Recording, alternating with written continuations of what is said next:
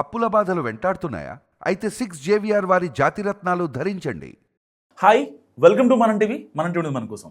తెలంగాణ ప్రభుత్వం చేసిన ఒక పని ప్రతిపక్ష బీఆర్ఎస్ను డిఫెన్స్లోకి నెట్టేసిందా? చివరకు ఆ పార్టీ శ్రేణులు సైతం ప్రభుత్వ నిర్ణయాన్ని మెచ్చుకుంటున్నాయా? కాంగ్రెస్ బీఆర్ఎస్ ప్రభుత్వాల మధ్య పోలిక పెట్టి మాట్లాడుతూ అప్పట్లో మనోళ్ళు తప్పు చేశారని గులాబీ కార్యకర్తలే ఎందుకంటున్నారు? అసలు ఏ విషయంలో ఆ స్థాయి పోలిక వచ్చింది? నర్సంపేట మాజీ ఎమ్మెల్యే, తెలంగాణ ఉద్యమకారుడు పెద్ది సుదర్శన్ రెడ్డి అంత్యక్రియలు ప్రభుత్వ లాంఛనాలు జరిగాయి. అది మాజీ శాసనసభ్యుడికి దక్కిన గౌరవం. మామూలుగా అయితే ఇదేమంత చర్చనీయాంశం కాదు, కానీ ప్రస్తుతం రాష్ట్రంలో ఉన్న రాజకీయ పరిస్థితుల దృష్ట్యా కాంగ్రెస్ సర్కార్ నిర్ణయంపై రకరకాల అనాలిసిస్లు నడుస్తున్నాయి. అసలు సుదర్శన్ రెడ్డి ఆరోగ్యం విషమించినప్పటి నుంచే ప్రభుత్వం స్పెషల్ కేర్ తీసుకుంది. వరంగల్ హాస్పిటల్ నుంచి సికింద్రాబాద్ హాస్పిటల్ వరకు గ్రీన్ ఛానల్ ఏర్పాటు చేసింది తెలంగాణ ప్రభుత్వం. దీంతో కేవలం గంటన్నర లోపే మాజీ ఎమ్మెల్యేని మెరుగైన వైద్యం కోసం తరలించడానికి సాధ్యపడింది. ఇక 4 రోజుల పాటు అత్యాధునిక చికిత్స అందించినప్పటికీ చివరి నిమిషం వరకు మృత్యుతో పోరాడి ఓడిపోయారు ఆయన. సుదర్శన్ రెడ్డి భౌతికాయాన్ని వరంగల్లోని అమరవీరుల స్తూపం దగ్గరకు, తర్వాత ఆయన స్వగ్రామానికి భారీ ర్యాలీతో తీసుకెళ్లారు. అక్కడి వ్యవసాయ క్షేత్రంలో పూర్తి అధికారిక లాంఛనాలతో అంత్యక్రియలు జరిగాయి.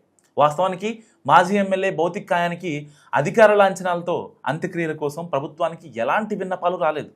ఇక కుటుంబం నుంచి కానీ, ఇటు ఆయన ప్రాతినిధ్యం వహించిన బీఆర్ఎస్ నుంచి కానీ కోరలేదు. కానీ ఆ విషయంలో ప్రభుత్వమే చొరవ తీసుకోవడం గురించి ప్రస్తుతం తెలంగాణ రాజకీయాల్లో ఒక చర్చ జరుగుతోంది. ఉద్యమకారులు, పెద్ద అభిమానులతో పాటు మరీ ముఖ్యంగా బీఆర్ఎస్ శ్రేణుల్లో కూడా ఇది తెలంగాణ ఉద్యమకారుడికి దక్కిన గౌరవం అని మాట్లాడుకుంటున్నారట. 100కి 100 పాళ్ళు ఈ గౌరవానికి సుదర్శన్ రెడ్డి అర్హుడేనని అంటున్నారు. అధికార పార్టీకి చెందని సిట్టింగ్ ఎమ్మెల్యే కాని నేత అయినప్పటికీ ప్రభుత్వం ఎలాంటి భేషజాలకు పోకుండా గౌరవించిందంటూ ఒక పాజిటివ్ వైబ్ క్రియేట్ అయిందన్నది విశ్లేషకుల అభిప్రాయం. సరిగ్గా ఇక్కడే గతంలో బీఆర్ఎస్ తీరు గురించి సోషల్ మీడియాలో డిస్కషన్స్ నడుస్తున్నాయి. ఆ పార్టీ అధికారంలో ఉన్నప్పుడు కంటోన్మెంట్ సిట్టింగ్ ఎమ్మెల్యే సాయన్న చనిపోయారు, కానీ ఆయన భౌతికాయానికి అధికారిక లాంఛనాలతో అంత్యక్రియలు జరగలేదంటూ గుర్తు చేస్తున్నారు పలువురు. సో బీఆర్ఎస్ హయాంలో సినీ నటుల భౌతికాయాలకు ప్రభుత్వ లాంఛనాలతో కార్యక్రమాలు నిర్వహించినప్పటికీ సీనియర్, పైగా సిట్టింగ్ ఎమ్మెల్యేగా ఉన్న సాయన్న విషయంలో నిర్లక్ష్యంగా వ్యవహరించారంటూ పెద్ద ఎత్తున విమర్శలు వచ్చాయి. అప్పట్లో అధికార లాంఛనాల కోసం సికింద్రాబాద్ శ్మశాన వాటికలో సాయన్న కుటుంబ సభ్యులు, అభిమానులు ఆందోళన చేశారు కూడా. చివరి నిమిషం వరకు అప్పటి ప్రభుత్వం నుంచి ప్రకటన రాకపోవడంతో సాధారణంగానే సాయన్న చివరి కార్యక్రమాలు ముగిసిపోయాయి. సరిగ్గా ఇప్పుడు అదే విషయాన్ని గుర్తు చేసుకుంటూ పోలిక పెట్టి మాట్లాడుకుంటున్నాయి రాజకీయ వర్గాలు. పెద్ది సుదర్శన్ రెడ్డి ప్రతిపక్షంలో ఉన్న మాజీ ఎమ్మెల్యే అయినా కాంగ్రెస్ ప్రభుత్వం పూర్తి అధికారిక లాంఛనాలతో ఆయనకు గౌరవం కల్పించిందన్న చర్చలు పెరగడంతో ఒక్కసారిగా బీఆర్ఎస్ అధిష్టానం డైలమాలో పడిందట. కాంగ్రెస్ ప్రభుత్వం అందశ్రీతో పాటు మరికొందరు నేతలకు కూడా ఇదే గౌరవాన్ని కల్పించింది.